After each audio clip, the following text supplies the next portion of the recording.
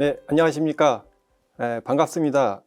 꽃이 아름답게 핀 원광대학교 캠퍼스에서 제가 하고 있는 일에 대해서 여러분과 같이 생각할 수 있는 기회를 갖게 돼서 기쁘게 생각합니다. 오늘 인공지능에 대해서 말씀을 드릴 텐데요. 사실은 이미 몇 년째 매스컴에서 여러 가지 얘기들을 해서 이미 많은 분들이 인공지능에 대해서 잘 이해하고 있으리라고 생각을 하시는데요. 그렇지만 사실은 인공지능이라는 게 이름이 너무나 아름다운 이름이라서 여러 사람들이 10인 10색이 다른 생각들을 하시는 것 같습니다. 그래서 인공지능의 실체에 대해서 먼저 좀 전달을 해드리고, 앞으로 인문학을 전공하시는 분들이 어떻게 대하고 앞으로 어떤 식으로 활용하실지 이런 얘기들을 한번 나눠보도록 하겠습니다. 사실 지금 우리가 전대미문의 사태에 처해 있는 거죠. 코로나라는, 예를 들면 전염성이 굉장히 강한, 그렇지만 아직은 치료제가 밝혀지지 않은 그런 질병에 처했을 때 우리가 사람들이 어떤 행태를 보이나 보면 다른 사람하고 접촉하는 걸 꺼려 하겠죠. 다른 사람하고 접촉하지 않은 가장 안전한 공간은 결국 집이죠. 그래서 재택하는 그런 문화가 좀 널리 보급이 되고 있는 것 같고요. 그렇지만 영원히 우리가 이렇게 격리돼서 따로 살 수 없는 인간이기 때문에 어쩔 수 없이 다른 사람들하고 교류도 하고 또 필요한 일들을 하기 위해서는 뭔가의 장치가 필요한데, 온라인상에서 우리가 그런 일을 합니다. 그래서 이런 세 가지 현상을 코로나 시대의 일반적인 사회상이라고 많이들 얘기를 하고 있는데요. 이런 코로나 시대에 어떤 기술들이 지금 각광받고 있나 보면 사실은 상식적으로 그럴 수밖에 없는 것 같은데요.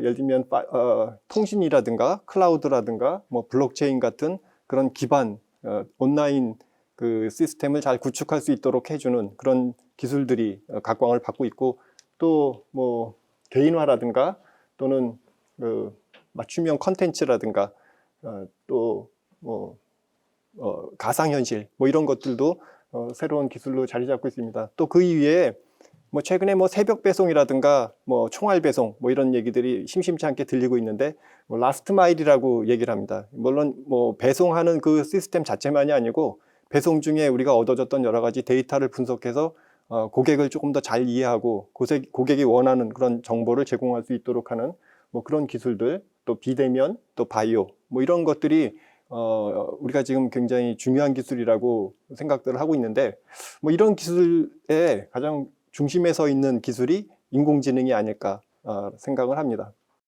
우리가 보통 인공지능 하면 SF 소설이라든가 아니면 영화 속의 장면을 주로 떠올리시는데요. 여기 있는 그 몇 개의 그 영화들이 우리가 인공지능하고 관계해서 접할 수 있는 그런 과거 영화들입니다. 대부분은 로봇이 등장하죠. 사람처럼 감정을 갖는다든가 또는 심지어는 자의식을 갖는 그런 로봇이 가능했을 때 이제 어떤 일이 일어나는지를 서로 얘기도 하고. 그런데 실제로 그 현실 속에 있는 인공지능은 조금 다른 것 같습니다. 그래서 이런저런 얘기도 있고 알파고도 있고 그런데, 사실 우리가 현실 일상생활 중에 만날 수 있는 인공지능들은 예를 들면 자동차 번호판 인식하는 것 같은 거요. 사실 그게 지금 와서 보면 그렇게 신기한 것 같지 않은데, 처음에 나왔을 땐 굉장히 획기적인 그런 아이디어라고 생각을 했던 것 같고요. 또 청소를 자동으로 알아서 해주는 로봇 청소기, 또 인공지능 스피커, 그 밖에 요리를 해주는 로봇이라든가, 아직 우리나라는 보편적으로 시중에 나와 있지는 않지만 자율자동차 이런 것들이 인공지능이 탑재된 그런 시스템이나 제품이라고들 얘기를 하는데, 이게 아까 영화 속하고는 좀 괴리가 있죠. 왜 그런가를 보면 사실 여기 있는 것들은 지능의 어떤 기능을 모방해서 만든 전자제품들이지, 이게 아까 영화 속에서 봤던 식으로 자의식을 갖는다든가 사람보다 더 뛰어난 어떤 기능을 한다든가 그런 건 아니었던 것 같아요.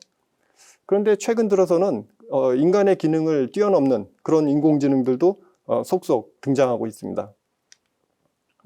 대표적인 것들이 그 인공지능 투자, 로보 어드바이저라고 얘기를 하는데요. 예를 들면 투자에서 매수를 할지 매도를 할지 자산을 관리해주고 이런 것들을 사람보다도 더 잘, 그래서 수익률이 더 높은 그런 인공지능이 등장했다고 그렇게 얘기들을 하고 있고요. 또 뭐 퀴즈 문제를 푸는 인공지능이 사람 챔피언을 이기더라. 뭐 IBM 왓슨이라고 우리가 알고 있는 그런 제품도 사람을 뛰어넘는 인공지능의 대표고요. 또 뭐 여러분들 모두 아시는 것처럼 알파고 인공지능이 바둑에서는 사람보다 훨씬 잘한다는 걸 이제 모든 사람이 알게 됐죠. 이 정도 되면 인공지능이라고 해줄까요? 아까 앞에서 일상생활 속에 있던 인공지능보다는 분명히 조금 더 고성능인 것 같긴 한데요. 제가 조금 과감한 예측을 하면 짧게는 뭐 3, 4년, 길어도 뭐 7, 8년 안에는 이거 더 이상 인공지능이라고 안 할 찬스가 굉장히 높습니다. 근데 이건 제 말씀이 아니고요. 그 존 맥카시라고 인공지능이란 말을 처음 만든 분인데 뭐 이분이 하셨던 말씀입니다. 그 인공지능이라는 게 만들어지기 전까지는 그게 굉장한 뭔가가 있을 것 같아서 그것만 되면 지능의 모든 게 풀리겠지라고 생각하는데 막상 완성되고 나면 더 이상 그건 인공지능으로 여겨지지 않는다라고 마치 그 신세한탄하듯이 어디서 이렇게 말씀하셨던 얘기인데 제가 곰곰이 생각해 보면 과거 인공지능의 역사를 둘러봐도 대부분 이게 맞는 얘기였던 것 같아요. 뭐 심지어 바둑까지는 안 가더라도 체스 같은 경우에도 체스만 사람보다 더 잘 두는 인공지능이 가능하면 지능에 알고 싶은 대부분의 문제가 해결될 거라고 그렇게 생각들을 했는데 막상 성공하고 나니까 그게 과연 지능에 이게 우리가 생각했던 지능인가? 라고 이렇게 회의가 드는 뭐 그런 현상들을 많이 봤습니다. 4차 산업혁명에는 어떻게 역할을 할까? 뭐 이런 것들을 조금 생각을 해보고 싶은데요. 뭐 4차 산업혁명도 벌써 2016년부터 얘기를 하던 거니까 상당히 지금 오래됐고 뭐 우리나라는 조금 더 발빠르게 움직여서 뭐 대통령 직속으로 4차 4차 산업혁명 위원회도 만들고 뭐 그러고 있는데 이게 뭔지는 사실 잘 모르시는 것 같아요. 산업혁명 하면 우리가 지금 머릿속에 떠올리는 게 대부분 뭐 분업을 해서 컨베이어 벨트에 제품들이 쫙쫙쫙쫙 나가면서 규격화된 제품이 이렇게 그 하자가 적은 그런 제품이 대량으로 생산되는 뭐 그런 그림을 그리죠. 그게 소위 그 증기기관이라든가 전기 에너지를 기반으로 하는 그 1차, 2차 산업혁명을 우리 머릿속에 떠올립니다. 근데 어느덧 4차라고 합니다. 그 안에는 3차 산업혁명이라고 인터넷 컴퓨터 혁명이 있었는데요. 4차 산업혁명은 가만 보니까 어떤 사람은 이거 그냥 새로운 거 아니고 3차 산업혁명을 조금 확장해서 해놓은 얘기야 라는 분도 있는데 약간 개념은 다른 것 같아요. 뭐 이전의 산업혁명하고는 달리 여러 개의 기술을 사용을 합니다. 물론 그 중에 인공지능이 굉장히 핵심적인 기술로는 쓰이고 있는데요.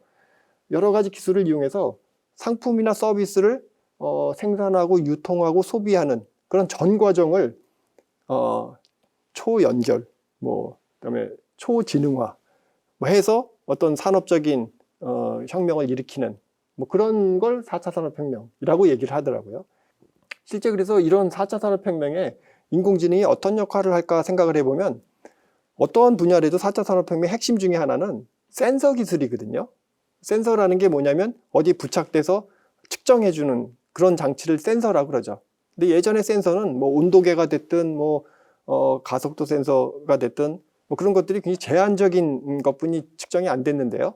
그 이유 중에 하나는 뭐 가격이 일단 좀 비쌌고요. 그 다음에 정확하지가 않았어요. 근데 요즘은 뭐 그 센서 기술이 발달하면서 뭐 굉장히 저가로 그 다음에 정확하게 측정할 수 있는 그런 센서들이 많이 늘어나면서 그냥 여기저기 붙여놔도 크게 손해볼 게 없는 그러다 보면 예를 들어 공장에서 제조하는 과정 중에 뭐 예전 같으면 그렇게까지 그 측정할 필요가 없었는데 뭐 엔진에 여기저기에다 센서 붙여놓고 뭐 이런저런 자료를 쫙 모아두면 예전에는 그렇게 모으질 않았어요. 그게 왜냐하면 쓰레기라고 생각을 했기 때문에. 그런데 지금은 그걸 일단 다 모아놓고 그러니까 어쩔 수 없이 빅데이터가 되겠죠. 이런 빅데이터를 잘 분석하고 제어하고 관리해서 뭔가 가치를 찾아내는 거. 그게 결국 인공지능 소프트웨어가 할 일인 것 같고요. 인공지능은 크게 대별해 보면 크게 3가지 정도 부류의 기술이 사용이 되는데요. 뭐 기계학습이라든가 또는 뭐 지각인식 또는 추론, 지식 추론 뭐 이런 기술들이 있는데 그런 것들을 어느 걸 이것만 쓰고 저것만 쓰고가 아니고요.